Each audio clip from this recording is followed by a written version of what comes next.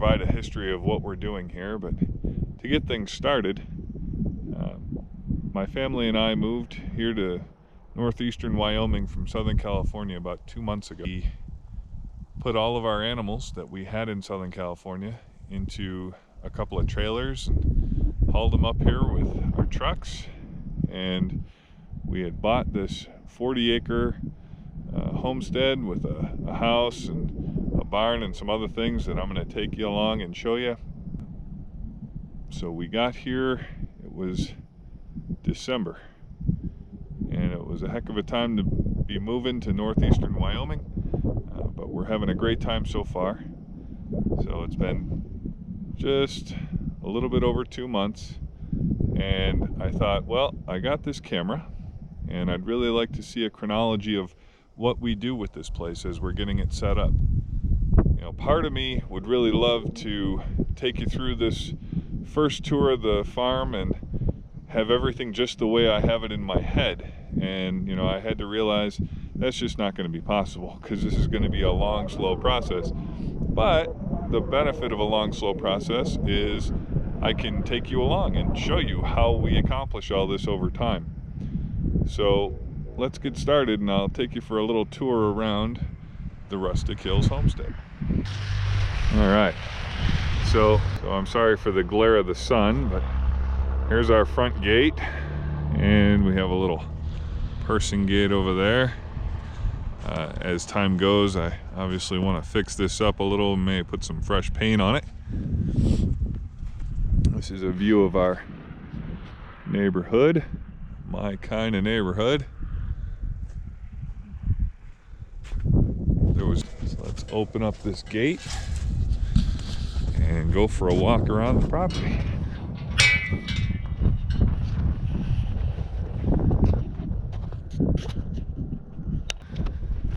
So as we go forward up our driveway, and you can see the fence line over there goes out that direction, and the fence line there goes all the way out that way.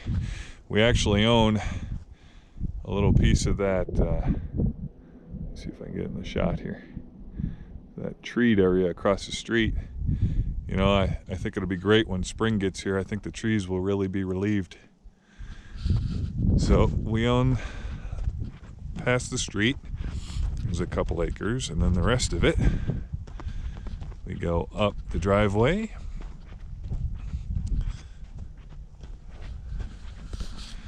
All of that over the hill is public land.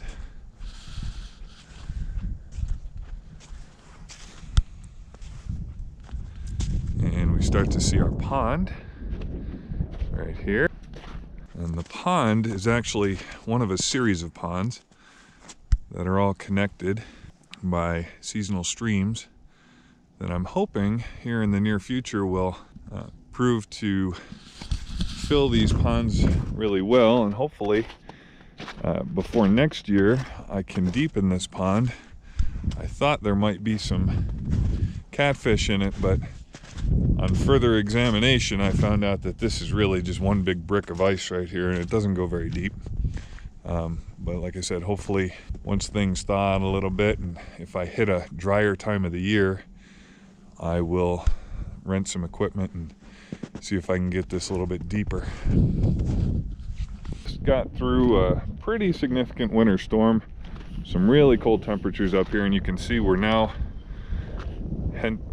entering a little bit of a thaw.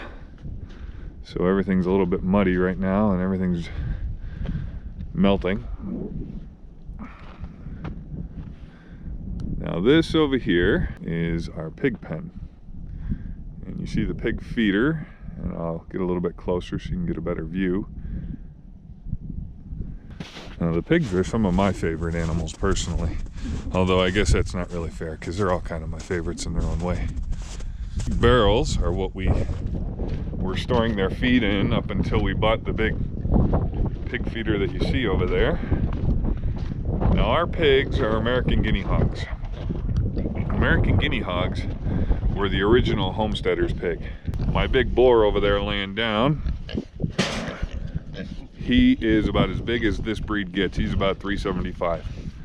And then there's a couple of pregnant sows in here right now. So we're expecting a whole bunch of piglets here, probably in the next month or so.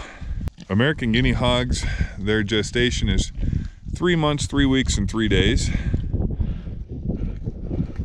They're great pigs. They're super friendly. As a matter of fact, let me show you how friendly they are. So again, this here is my big bore sausage, and he is like a dog. You see his tusks. Don't let that scare you. He's really just a big sweetie. If I come in here to do work on any of the fences or anything like that, he comes up and just rubs on my leg until I scratch him. And the little ones are a little bit more skittish yet, but he is just a big sweetie. That is one of the arcs that we brought from Southern California with all of our animals. And I have 2 pickup trucks. I have a bigger one and a smaller one. Obviously the bigger one pulled this one. In this we had 2 horses, 3 cows, and all of our chickens, ducks, and turkeys. And then in the other one we had all the pigs, and it was just a little 2-horse trailer. I'll show it to you up there. We did have goats before we left California, and we're actually planning in a few weeks to go and get some more goats.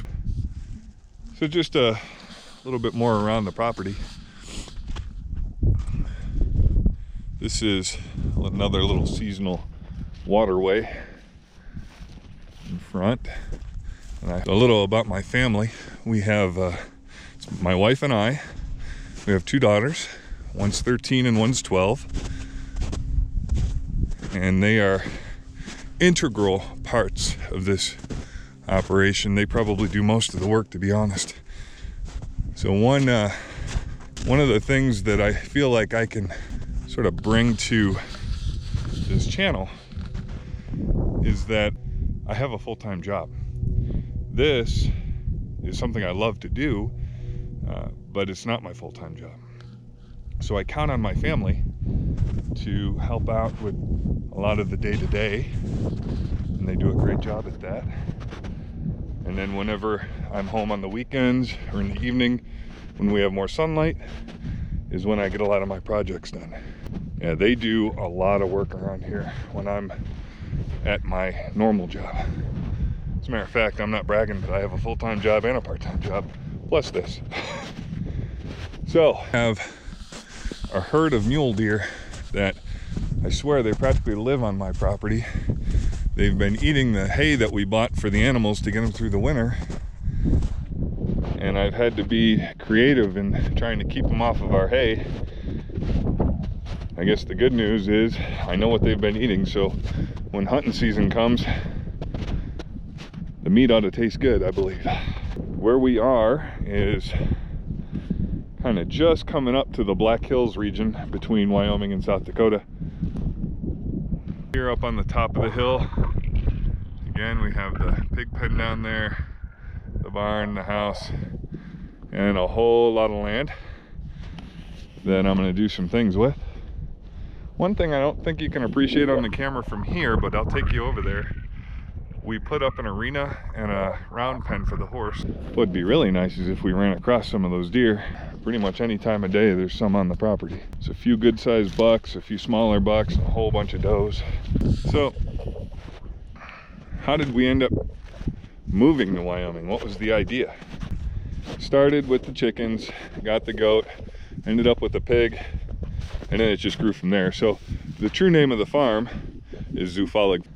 Zufällig in German means accidental or random, and that is very much how this whole thing started. It was very accidental and random, but it's been a heck of a ride, a heck of a journey, and hopefully you'll join us as we continue the journey and see where it takes us.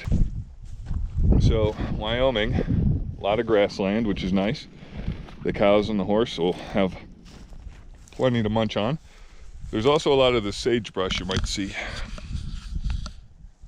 So I have thoughts of getting rid of some of the sagebrush on my property just so that it opens up more area for grass to grow. And I've been looking at some different ways of doing that. And one of the things I'd like to do with this channel is, you know, try a few different things and see what works for getting certain jobs done. So we might be able to help other people out in making decisions about what's going to work on their property. But you can get an idea of how something works. So this goes all the way up that hill and then over, and then there's another hill they call Kite Hill, the big one. But I think I'm going to start heading over towards the animals now. So as we come up over the hill, you see the house a little bit better. And we look down there and we see the ark. And way up there is the riding arena. Just up over that little, before the big hill, but I don't know if you can see the little ridge there. There's another big pond in there. So, started with chickens, and we got the goats, and we got the pig, and then I said, well, what about ducks? I started looking at ducks, and I found Muscovy ducks. They're a little bit different than your typical mallard species. So they're the ones that have that caruncle around their eyes. You'll see them when we go down there. And they're actually said to be more closely related to geese than ducks, but they're kind of their own thing. Also great meat, it's like red meat, and the eggs are phenomenal. So, quick stop. Here's the big truck. There's the little truck. And here's the 2-horse trailer that the pigs came in. So every day, sorry, I feel like this thing keeps tipping on me. Every day the girls get up, and on the weekends I'm with them, and they come through this gate from the house.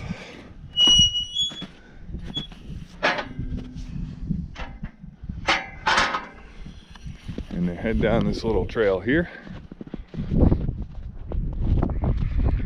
to the barn. So back to my duck story. So I got these Muscovy ducks, and then we got some turkeys, and they were black Spanish turkeys. And then we got the cows. I told you those are Dexter cows. So if you hadn't already picked up on it, the theme of my homestead, or the underlying vein of what we try to do, is to keep what we call heritage animals, or heritage breeds. So it's not the typical breeds that most folks have. It's things that are a little bit more rustic or older, that, you know, like the pigs, for instance. Those were the original homesteader's pig, and up until about 25 years ago, they were almost extinct. And then people started breeding them back, and they're a great pig.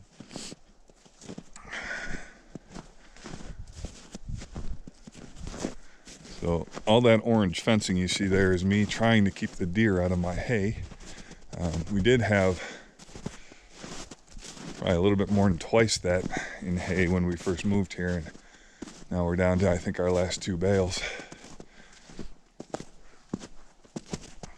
And there's our cows. So the big one is Soji. She's the one in front looking at me. And then we have Betsy over there, the calf that was born in July, and oh, Lulu's coming out to say hello. She was the first calf, and she's now going to be a mama, hopefully in about, 4 or 5 months. So they're great. We love having them, and we look forward to getting some milk from them and some calves. And if we get some steers at some point, well, then we'll have some beef. But they're very good cows. I go in with them. That's one of the other things I like about the animals that we keep is, you know, you always have to watch yourself, whether it be with the big boar in the pig pen or the cows. They can hurt you, but they tend to be very gentle-tempered. And, you know, I watch myself, but I'm also not too concerned because they are just so wonderful. Come on over, Lou. Come on over. Come on over, I'll scratch your head. Now you might notice that The pens are all looking pretty rough. I need to get a tractor and get in there now that it's starting to melt a little bit and the cow patties aren't frozen to the ground. So we were talking a little bit about the ducks. That's a Muscovy duck right there, in with the chickens. And then this coming spring, I'm going to set up my ducks. I have 4 ducks. I'm going to set them up with their own digs, their own house and area by one of the smaller ponds. And then we have our chickens, and we're going to increase the size of our layer hens here in the next couple of weeks. We're going to go and get some chicks to increase the size of our layer flock. And you can see they have a little indoor spot in there as well. I'm sinking in the mud. We have our little barn, and then there's always the barn cats around here somewheres. Heavens knows where they are right now. There is Roxy. Roxy is a Mustang. My wife is training her. We got her wild about a year ago. Way to say hello there, Roxy. Nice. So we got Roxy from the Bureau of Land Management. She had been wild up until about a year ago. My wife's been doing a great job training her. And then in that barn are the turkeys. I'm not going to go in there right now. I have to build them a new house. But they're doing well in there until it gets a little bit warmer out. So let's go for a quick walk over to the riding arena and round pen. My plan for this little video here that is to do a tour of the farm in all 4 seasons. So this would be winter season. And then in the spring, I'll do another one. In the summer, I'll do another one. In the fall, I'll do another one. And then maybe next year, I'll choose a different time of the winter. So it'll do a couple of things.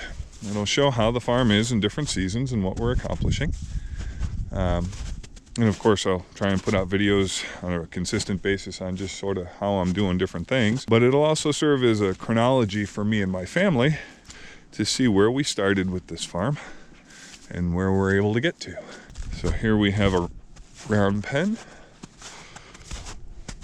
and that's for just kind of exercising the horses. And then just beyond the round pen, we have a little bit bigger arena. I call it an arena. I'm sure a real horse person will get on the comments and say that's not an arena. Well, best I could do with the panels I had when we moved here in the middle of winter.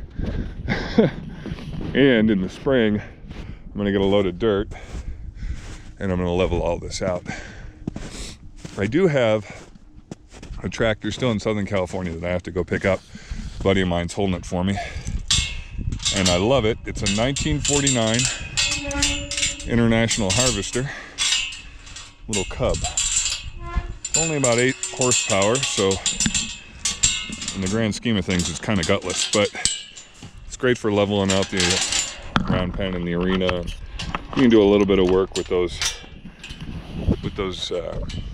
pens and stuff like that, getting some of the stuff out. But I am looking to get a bigger tractor that I can move hay bales with and do a little bit more significant work with.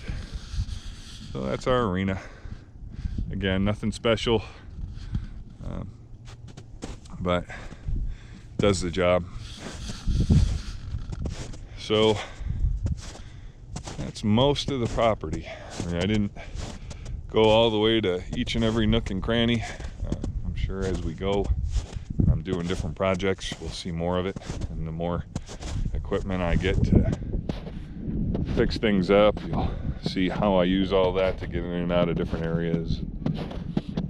But I look forward to moving forward with this channel and taking people along with me for this journey. You know, like I said, it's not only for me and my family to see what we accomplish, but to show others. You know, I'm an inner city kid. I did not start out a farmer, but I've grown to love it quite a bit, and I have to say a lot of what I've learned from other people on YouTube, and over time I'll share with you some of those folks. And when I figure out how to put links to their channels, I'll do that. But yeah, I found YouTube to be a really valuable source of information, and if I can do that for somebody else, that'd be great. I'd really enjoy it. So I look forward to hearing all the comments, both positive and constructive criticism, ways people have done things differently. And then, if I've done something that's helped you, let me know. I'd love to hear it. Like I said, a lot of people on YouTube helped me, and some of them just showed me that what I had been doing the whole time was the right thing to do, because they had more experience and a bigger operation than me, and they were doing things basically the same way. So that made me feel really good about what I had been doing. And again, if I can do that for someone else, that'd be great. So we're back over here at the pond, and my wife and kids are going over to the pig pen. And I am gonna slip through these bars and just walk down to the edge of this little road that takes us kind of back to where we started. Look at that beautiful horizon. Oh, look, a school bus. All the way around. So, anyway, I hope that this channel proves to be helpful for some people, and I look forward to bringing you along with us, and we're going to keep moving forward with our rustic homestead. So thanks for joining us, and like or subscribe and come along for the journey with us as we keep progressing here on the Rustic Hills Homestead.